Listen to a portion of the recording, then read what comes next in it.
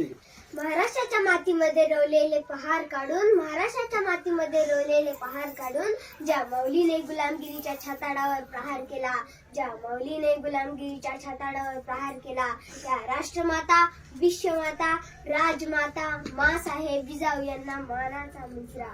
सन्माननीय व्यासपीठावर विराजमान असलेले मान्यवर, अध्यक्ष, प्रमुख पाहुणे, वंदनीय गुरुजन व माझ्या बालमित्र आणि मैत्रिणींनो, मुजरा माझा माता जिजाऊंना, मुजरा माझा माता जिजाऊंना, जिने घडविले शूर शिवबाला, जिने घडविले शूर शिवबाला.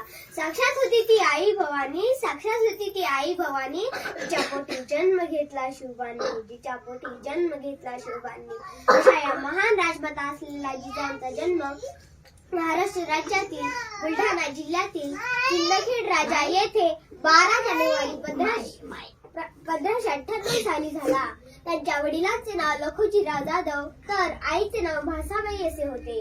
हिंदवी स्वराज्याचे संस्थापक छत्रपती शिवाजीराजे व प्रतापवीर संभाजी महाराज या दोन छत्रपती घडविणाऱ्या आदर्श म्हणजेच राजमाता जिजाऊ. जिजाऊचा विवाह 5 डिसेंबर 1605 मध्ये वेरूळचे शहाजी राजे भोसले यांच्याशी झाला. त्यांचा थोरला मुलगा संभाजी हा शहाजी राजेजवळ वाढला. शिवाजीची संपूर्ण जबाबदारी जिजाऊंनी स्वीकारली. जिजाऊंचे जीवन हा संस्काराचा खजिना होता. मातृत्व, नेतृत्व व कर्तृत्व या 3 गुणांचा संगम माता जिजाऊत आला होता. जिजाऊंनी स्वराज्याचे भव्य स्वप्न पाहिले होते.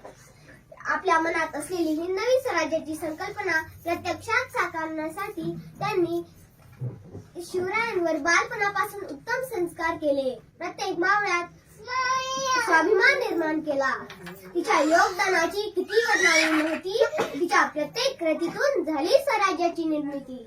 स्वराज्य निर्मितीत जिजाऊंचे फार मोठे योगदान होते.